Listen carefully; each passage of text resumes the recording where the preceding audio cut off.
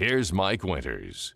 And good morning. It is 23 minutes after 8 o'clock. I know fancy people have tried to Uranus, or they say something else. Like, it was Uranus when I was a kid, and it's still Uranus now.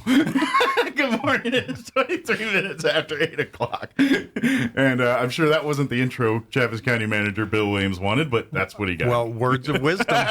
You can't argue with that. And good morning. Good morning, Bill morning, Williams, County Manager here at Chaves County, back with us this morning how's, from the city how's of your Roswell, life marketing going, Manager? It's going Sarah very Bradley. well. Good. We're Ready for Thanksgiving next week? we are ready for Thanksgiving. Tina and I are ready to just take a couple days and enjoy ourselves. So you going to see family, or family come to see you, or No, it'll just be my wife and I and some local families going to come join us this year. like a little Thanksgiving. Yeah. And my daughter, she'll come. They live in Albuquerque. They'll probably come around Christmas. They're going to miss Thanksgiving this year. Gotcha. Well, do they have commitments with the other side of the family? Yeah, and she's expecting, so we're kind of excited about that. Good. When's the due date? In June. So Okay, so we have a ways off. It's not going to happen at Christmas. It's not supposed to anyway. We're pretty anxious, but I don't think we're that anxious. No, we can wait a few more months. So. Let it finish cooking. Right. Get that done. So we had a pretty fun-filled week or two here. You know, a couple of weeks ago, well, actually last week, trying to remember which day we had the veterans thing. Yeah, that was last Wednesday. Yeah, it was last Wednesday. Yeah. We were a week late with our meeting last month, and we're on time this month. And That's where it kind of squeezed threw off everything. because I'm like, I just saw Bill. I know it's kind of weird, but that was something different actually. But we had a great event. We gave a proclamation to a representative of every branch of the military service, and right over here on the courthouse lawn, Mike Espiritu helped me with that. He understands how to navigate the military. I heard he was wearing his Chief Master Sergeant. Yeah, the buttons. Buttons were popping and stuff. It was crazy. It's like being under fire. Well, who was I talking to? I can't remember. I was talking to someone on the radio, and it was like, well, if he was a chief, then you don't mess with the chief. I don't care. That's what I always understood. Yeah. You know, that is the person who truly runs things. Chiefs don't mess around. And they know their stuff. And officers and people that outrank him or her don't mess with the chief. Got all the power. Yeah. But we had a great event there. XL Energy, again, like I told you last month, provided us light bulbs that we're able to hand out to the crowd so people can now light their front porch in honor of the veterans, green light for veterans, which we've been doing this whole month. Yeah, absolutely. So keep light. Keep the lights lit. It's always a great, I even say keep it going after November. Well, that's true. You know, the county just determined we would light our buildings for the entire month of November, but I actually went on Facebook and found a Green Lights for Veterans site, and they're posting stuff all the time.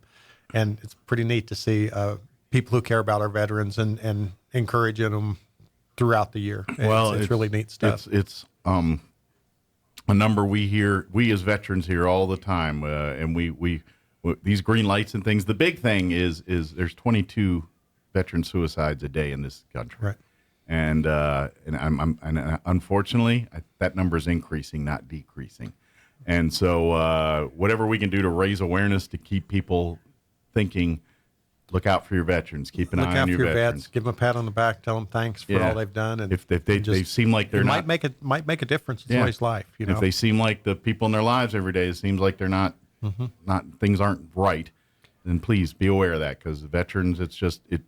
And if it's PTSD related, it could be 100 things. You don't know. But a lot of times veterans, they see and do things and they don't necessarily talk about it. And then sometimes it never affects them. Sometimes it's years later and it affects them. It's just, hits them all at once or something. Yeah, exactly. You never know. People are complicated. It's impacted the moment it happens. It's just it's different for every person. Yeah.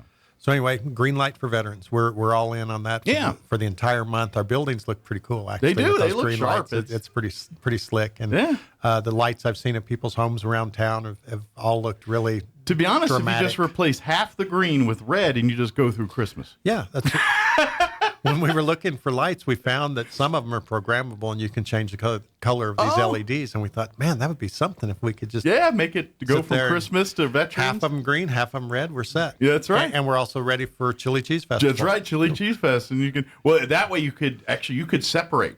So make half the building red, half green, and then put all the red chili stuff on one side, the green chili stuff on the other. And it's like a red versus green festival. There you go. Sounds like a Star Trek episode or something. Like it. Well, anyway, we're glad we've had that opportunity to hand out the proclamation to the veterans, and that was very well received, and we're glad to have had that chance. And hopefully some people got while supplies last. Thank you to Excel Energy for putting that together last minute. Can you believe here? Yeah. What do you need? Is that going to do it? They're just great. And oddly enough, we just so happen to have the folks from Excel scheduled to join us right around that same time. Yeah. Mike McLeod and I'm not sure. It might have been the same morning that it could have been the earlier. So it was nice to talk to them too at the same time. It was like, hey, thank you for getting behind this and all that. Yeah, it might have been the same day. Like you were in 1 hour and they were in the next. I think so. Wes Reeves and and Mike McLeod. Mike McLeod. Yes. So to our county commission meeting, we actually covered quite a bit of territory yesterday. Okay. Even though our actual agenda was pretty small, we also canvassed the election, so that took some time. Sure. We also had 2 presentations, and I'll get into that. But we started out with a young man by the name of Brock Spear, who came to thank the county commissioners. They contributed to the purchase of his steer, Jamal, at the fair. And so, nice fella. He didn't just say thanks and take the money to the bank and start planning his Christmas. He instead used some of his funds and purchase gifts for the county commissioners to tell them thank you. And that was just really very nice thing. Yeah. Nice young man. Used that as an opportunity to get out of school for a couple hours. And, that's the real motive. He's a smart guy. Like, he's so genius. He's like, I just buttered up everybody and thinks I'm a genius and I got to work today. I'm just kidding. But, but that was really kind of unexpected. They buy animals from the kids every year, or contribute to it. However, it's nice to get a personal thank you for they that. come in and say thanks and whatnot. But this was just really unexpected the way that he handled it and handled himself. So that was really good. And then the next thing that we did, well, let me tell you about one other award that was given out. National Association of Counties sent an award to Will Cavan. It's I'm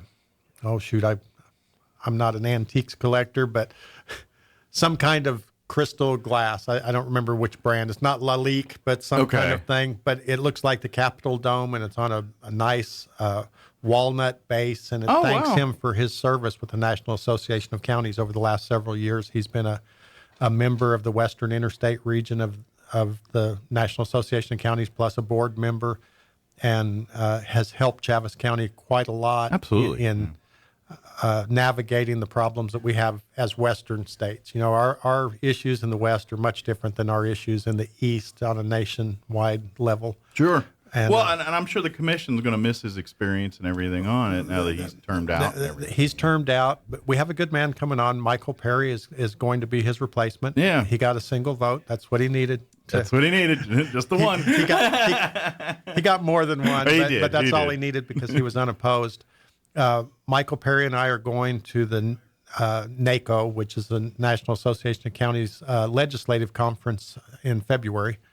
And we asked the commissioners to grant a one-time appointment of Will Cavan to go with us because he knows all the players. He wants, to keep us up to speed. Be that liaison, that person. Right. And so he's going to join us on that trip just to kind of make sure that we keep the ball everything works smooth rolling. and Chaves County is one of the go-to counties in the nation. Okay. People call us from other states and other areas asking, how did you do this? How do you do that? How did you navigate these governmental various, programs and things that pop up? Right. And we've done a pretty good job. We've been very fortunate, not only Will Cavan, but we had Commissioner Korn was also very involved in that. Absolutely, yeah. Smiley Wooten was very involved in that stuff. Mm-hmm. Kim Chesser, who still is a representative for Chaves County on the coalition of Arizona, New Mexico Coalition of Counties. So we've had a really strong period of years that we have fought for what's right for people in our county, but throughout the West, actually. So that was good to be able to present him with an award from them. Absolutely. And it's pretty fancy. It sounds like it. If it's a crystal, model of the Capitol. I mean, it's a 5-pound thing. You know, it's about the size of a grapefruit, but it's solid glass and cut, and it's really nifty. So I'm sure he'll have it displayed proudly in his office, wherever, there at his home or wherever. Yeah. So that was a neat thing. Cool. And then we went into a couple of presentations. We had a presentation from New Mexico counties. They are our insurance people, as well as, you know, we have a affiliation with them, and all the counties in New Mexico go to meetings and we learn from one another. But they also are our insurance and reinsurance people. And so they came to talk about the insurance pool, particularly how detention centers affect that.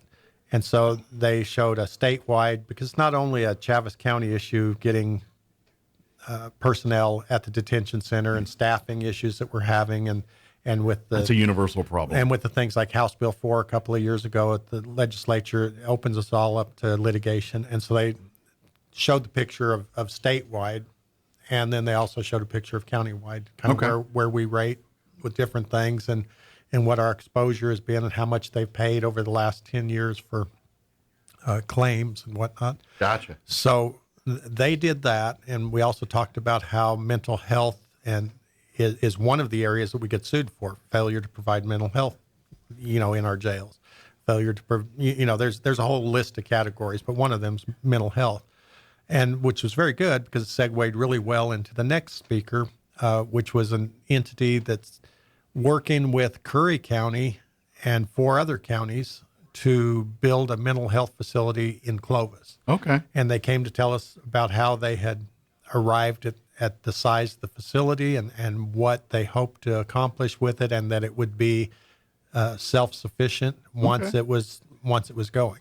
Interesting. And, you know, we're interested in possibly pursuing a partnership with them to also are they looking to try to get for the whole state, or just the eastern part of the state? Probably the southeastern part of the state. But, you know, we have a lot of options, but they're well ahead of where most of the rest of us are. And, Gotcha. and they've invited us to. They're taking the lead on to this. review it and see if that works for Chaves County. So they came and gave a presentation, and I imagine for them to do it right, to make it cost effective, they got to open it up to more than just Clovis in that area. They got. They're trying to base it on about a population of 100,000, be able to provide the services for 100,000, which would cover about southeast New Mexico, roughly. Yeah, little underserved, but maybe so. But you know, we don't know what Eddie and Lee and Chaves are going to do. Sure, you know, maybe we'll get together and kind of try to do something central to us. That one is not real far away, so I mean, we could easily adapt and take people there that needed to be taken there. You know, there's just going to be a lot of debate over how we proceed, but I think the commission is pretty willing, excited to figure out ways to take care of some of the mental health problems in our community. Good. So it's kind of the first steps in trying to fix pull the Band-Aid off and fix the actual issue. Yeah. And we also had a meeting last week with members of the city and county getting together. The city and the county chose to pool our monies that we got from an opioid settlement.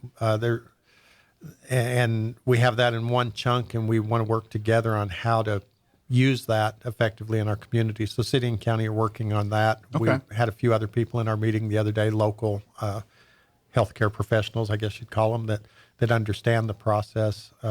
Members of the municipal judge's office were there, and so we're working together to try to find the best ways to invest those monies when it's all settled out. So good deal. Well, I'm glad to see that progress is being made there.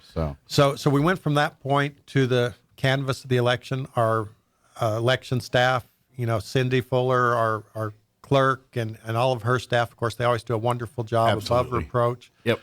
We handed a proclamation out to all of the election workers, and there was a group of, I don't know, 30 of them in there that all came to accept the pat on the back that they all deserve. Well, we greatly appreciate every single one of those volunteers that come out each election cycle and sit there all day long and months long, depending on if they're volunteering for early voting or election day. Right. And let's face it, I'm sure they get. I bet most of the interactions are smooth, but I'm sure they catch guff from some irate person about something or another. Each election, there's one or two at each polling spot. It doesn't matter what line of work you're in. If you're at McDonald's, if you're on the radio, if you're an election worker, it makes no difference. At some point, somebody's going to get a little off center. Yeah. And of course, these are people who are from our community, understand how we work, and they just handle it. That's right. Yeah, they don't let it they bring them down. They just do what's necessary. I've seen them act like parents when they need to. Yeah, exactly. So anyway, the election canvass came off fine. There was no real issues with our election. It went very smoothly, and again, that's just shows how good our election workers are within our county. And thank you to all of them for stepping up and absolutely assisting with that. It's a big task. It is. They do a great job, and they're very helpful when people with questions, or especially this last cycle with most people voting in new congressional districts and things like that. There was another level of confusion on ballots and things, just because people, what they're used to seeing, weren't used to seeing it this time. So I imagine that was another layer that their office handled awesomely. Well, I believe Cindy said that there were 300 same-day registrations to vote. Wow. And she That's a said, lot. however, a lot of those were address changes to make sure that they were voting in the correct precinct and voting for the correct people, that, they had to update addresses that hadn't been. But still, that, along with the other things that they do with an election, and still keep their clerk's office open and keep a smile on their face, they have done a great job. So good deal. Really, yeah, big shout out. We are very blessed to have them as part of our community here. So then we went into, let's see what we did next. Trying to remember. I didn't bring my agenda with me today, but it was kind of a short meeting anyway. Short but important. Very important, yes. We had a lease agreement with Tabosa Services for the Joe Madrid building. A few years ago, Tabosa has 3 buildings on their campus. And a couple of years ago, they built the Joe Madrid building.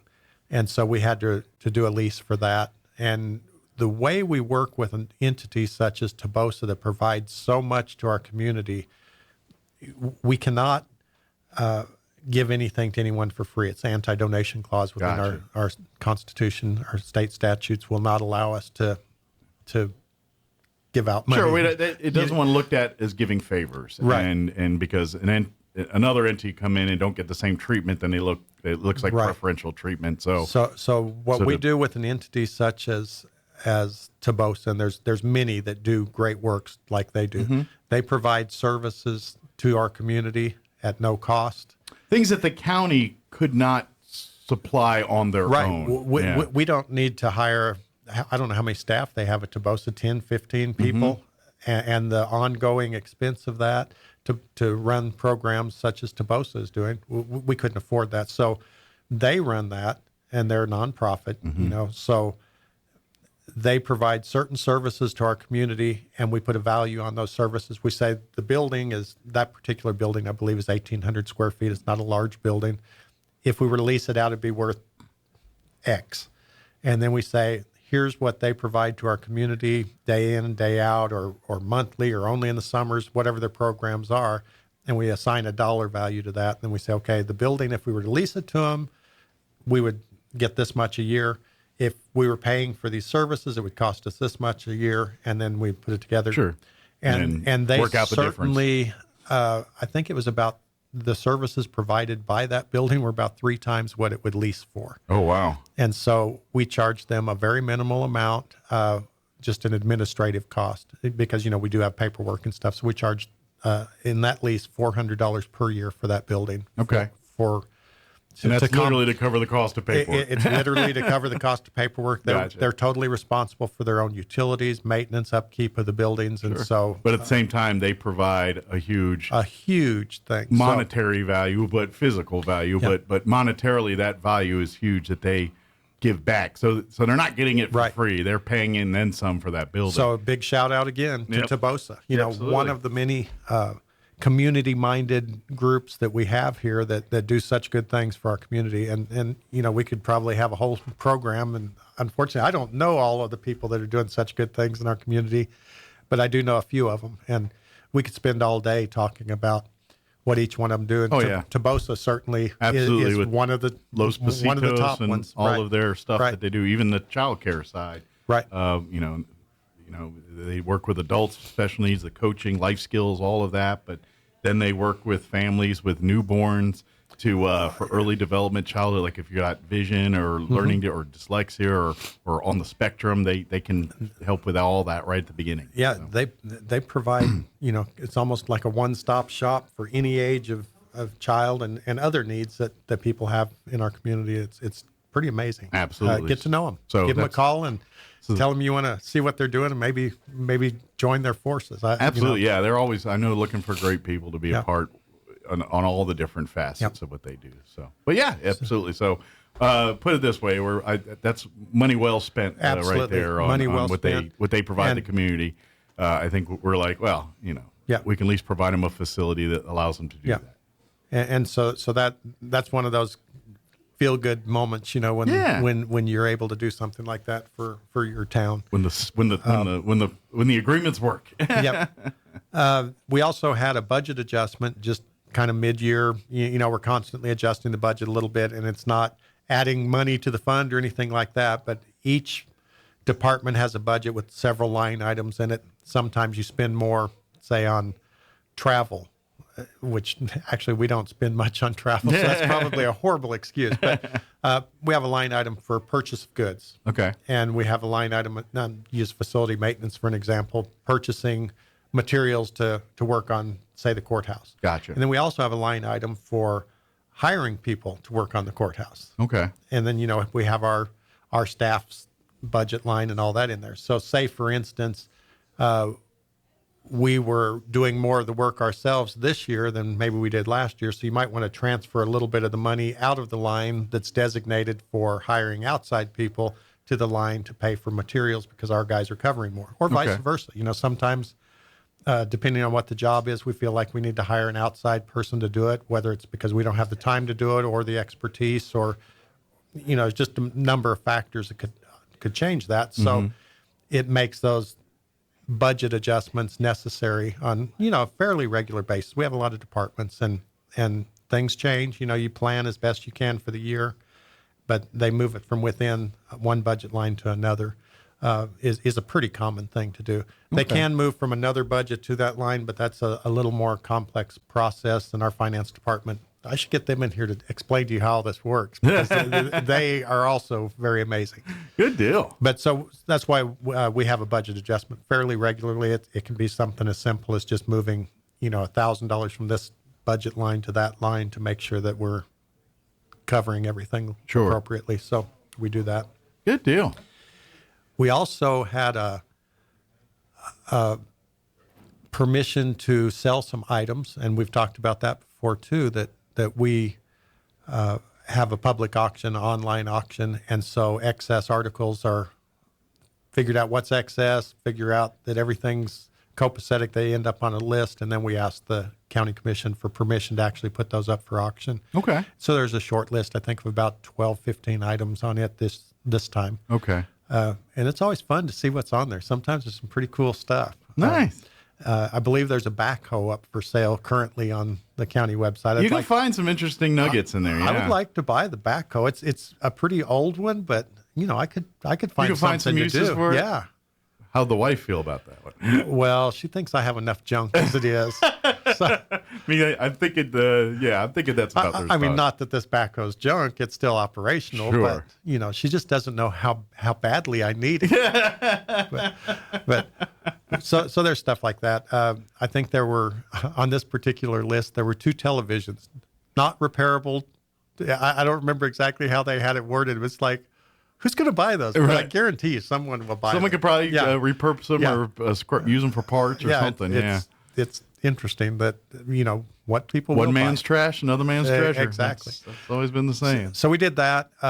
We did a out-of-state travel for one of our people had to go and testify in court. One of our detention officers had to go and testify at a trial in Texas, and we always get permission from the commission before we do out-of-state travel.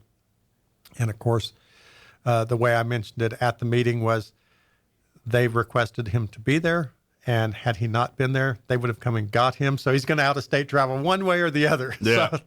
So they approved that. Gotcha. That was no problem. One way or another, we're going to see that man. We also approved an agreement with the state of New Mexico, legislative capital outlay. We got $500,000 for the bridge on West Brasher Road. Okay. And we've talked about that bridge before. It's the one where, we were kind of oblivious to the fact that it needed to be replaced, and not because it was. And the locals that live there were like. Yeah, we didn't, it wasn't about to fall down. It wasn't in bad repair or anything like that, but it just wasn't serving the community properly because it's right on the way to the city landfill. So we have garbage trucks going up and down all the time.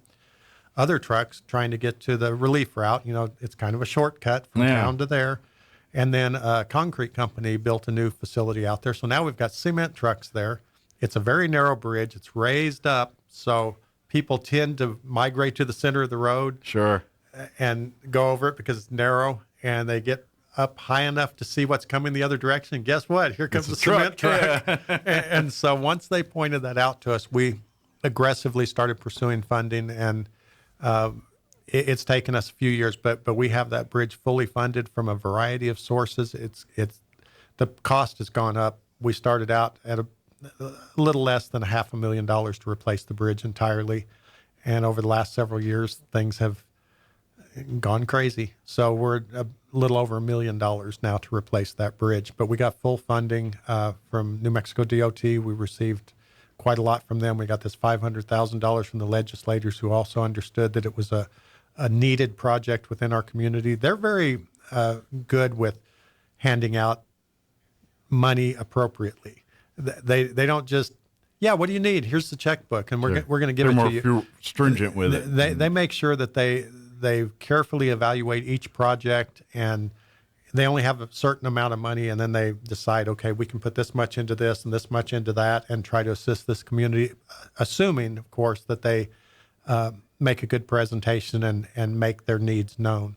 And that's why I say when we aggressively pursued that bridge, we made it a priority within the county. And we not only asked legislators for money, we looked for other sources of money and grants to get everything that we need. Sure. The reason I mention this is we're getting ready to have the legislative capital outlay request with our legislators. So we have that just prior to them going to their session. We're hoping to get some cash on some of these. So that they know, and it all ties in. We've talked about these things before, the ICIP, the Infrastructure Capital Improvement Program. Right.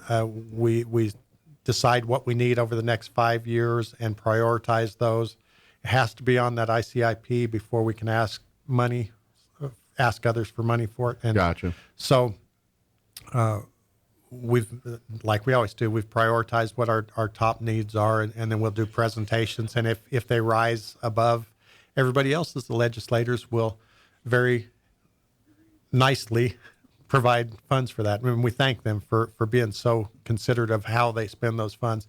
Nobody wants to put their hand out and say, can you please help us out? Sure. And then them say no. Right. But at the same time, I understand why they do. They have a very tough job to do and a very small amount of money to assist our communities. And I'm sure people try everything and anything, and they can't greenlight everything. And they do a really good job of making sure those funds go as far as they possibly can for everyone's community, not just Chaves County or the Valley. You know, we are very thankful that they are so considerate of that. So absolutely. So we approve that.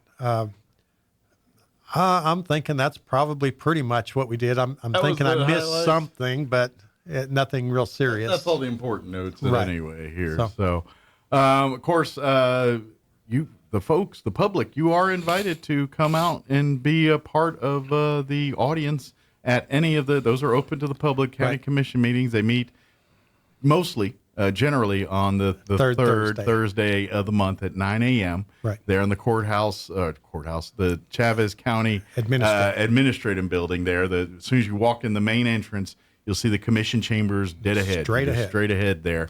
And join them for that. They also stream the video of them online and on Facebook and at the website. And yesterday it was standing room only, actually. Oh, wow. So it was a packed house. Yeah. Huh? And the reason is we did the canvass of the election, which, of course, people always come out to see how that draws a crowd. Yeah.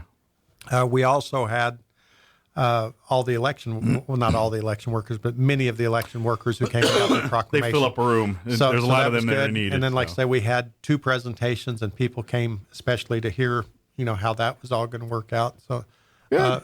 and then the usual group. So come out next month if you're always Right. they're always there. If you always want to see your government in action, those meetings are for you to come and witness. And I always think it's a good idea to bring your kids every once in a while to kind of learn how government works and learn how, I know like scout troops and things like to visit meetings Yeah. like this as part of their scouting program and things. It's very informative and educational, and people that want to learn how the sausage is made need to come to these meetings. Learn the process. Yeah. It's really kind of interesting the way It is. things go. And I think people would have a greater understanding on why things are done the way they're done. Sometimes people get irate and upset because they don't know all the variables. And once you learn all the variables, like, okay, now I can see why it's done this way. Well, as a statutory county, we're only allowed to do things which are allowed by the state, by the what's The already legislature, what's already in the laws. What the laws, the rules say, that's what we got to do. We cannot do anything outside of that. We can only do what's allowed by them. If you're a home rule community or county, you can do anything you want as long as it's not expressly forbidden by the state statutes. And so, that's one small change, a couple of different types of entities that we have right here within our state, in our nation, and that's the main difference. And sometimes you want to say, well, I don't know why you don't do this. Well, we can't because we don't have that authority to do it. And so then we have to talk to our legislators, make change, make our suggestions locally. Gotcha. Give them to our legislators and have them push that, we hope, through when we need those things. Gotcha. That makes sense. Good deal. Well, as always, appreciate the visit. Well, Have you and your family have a great Thanksgiving. We will. I'll see you between now and then, and we'll see you next time. Sounds real good. Thank you. And I'm very impressed that you know how to cut pork. That's right. And I'm even better at eating it. Me too. But yeah, I could manage if I need to. May not be the straightest cut, but it'll get the job done. Thanks, Phil. Thank you. It is 8:55. Quick news update, quick break.